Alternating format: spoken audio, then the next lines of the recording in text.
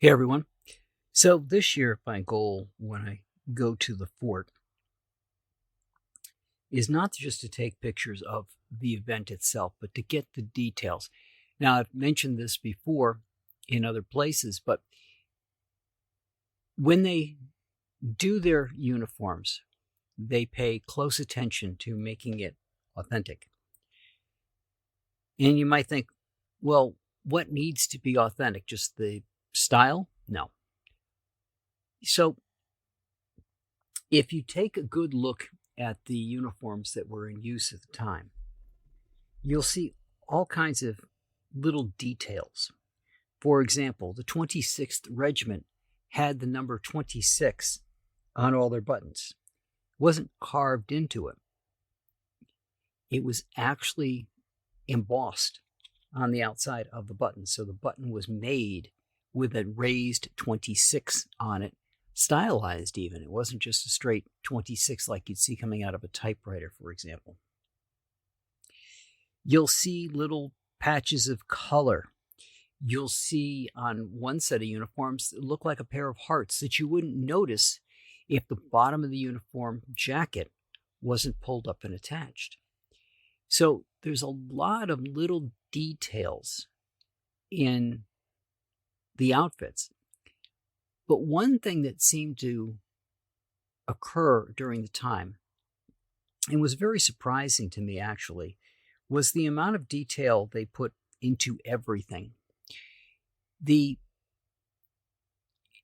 soldiers would carve designs and their names and other things into their powder horns.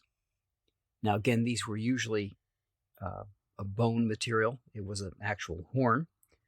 And they would carve designs into those. They might carve designs, or at least their name, into their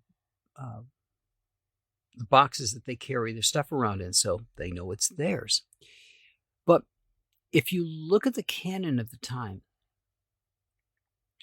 it wasn't just a bare tube that they used. Now, you've probably seen it where it looks like it was segmented. There were little areas where there's a raised section. But some of them were really detailed in the amount of things that they put in the cannon. Now, think about this. This is just something that you're going to use very utilitarian, right? It's not on display someplace. It's just something that's going to be used out in the field, yet they would stylize certain aspects of it. For example, I believe it was the French ones that had these raised things on the side that looked like you would lift the cannon with them, which I don't recommend because they didn't look strong enough to do it. And when you raise a cannon, you put a loop under the front and under the ball at the back to raise it up. But they were very stylized, almost like feathery things, these loops that went in the back. And there were two, one on either side of the cannon. Some of them had faces in them. These weren't etched in. This wasn't something that was carved into the cannon afterwards. It was in the mold with which they poured the cannon, poured the metal in. And they're really detailed. And that's one thing that I don't believe gets a lot of play, something that doesn't get talked about often, is here you had them using these weapons of destruction that were made pretty, if you would. There was an art to what they produced. You could see it as well in the musket. I mean, a musket, if you look at a contemporary gun, right, all you've got is the hammer that falls down on a platter that has your flint and your gunpowder on a muzzle loader so that it would just set the spark.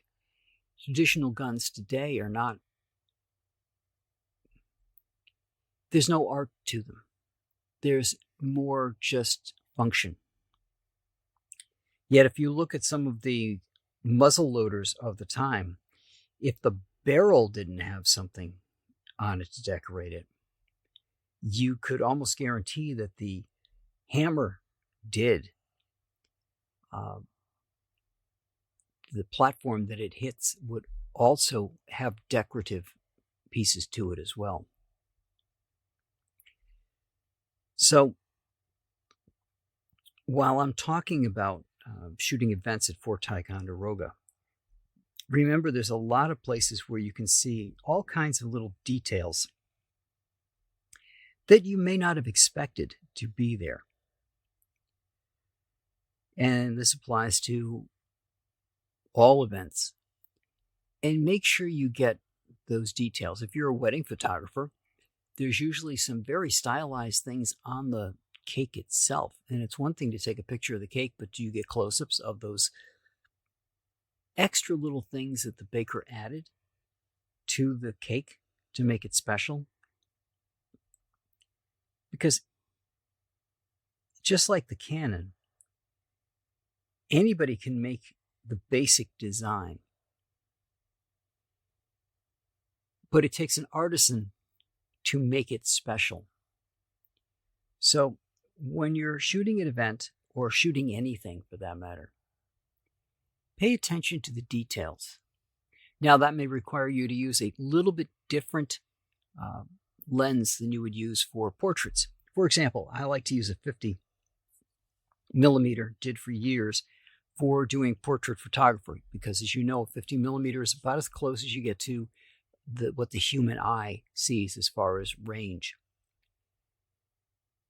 It's not any more wide angle than a human eye, nor is it more narrow. But when you're going to be shooting these details, you're going to need something that can zoom in on the details. So you're either going to have in your kit a macro lens, like 100 millimeter, that you can use, or you're going to need something that allows you to zoom into what you're doing to get those extra little bits of detail. And another thing, the bags that the 26th carried also had a metal 26 on the outside of the bag that they used for carrying their the little capsules with the gunpowder and the shot in it that they would use in their muskets. So all kinds of just little detail, little things that were added that had no real function. They had no purpose except to be decorative and bring a little bit of artistry to what were, quite honestly, very horrific tools of war. So that's what I got for you guys this week, and I will talk to you all next week.